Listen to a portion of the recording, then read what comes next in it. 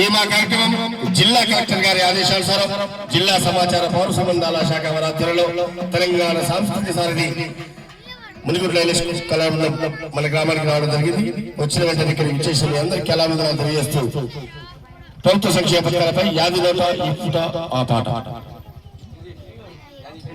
Hello అమ్మా తెలంగాణ కొత్త పొత్తు పొడిసెనే పల్లెలన్నీ మురిసెనే పేదల సర్కారు నేడు కొలువు తీరనే పాదలన్నీ తీరునే.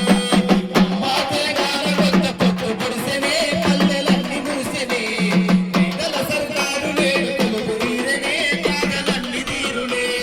అమ్మా తెలంగాణ కొత్త పొత్తు పొడిసెనే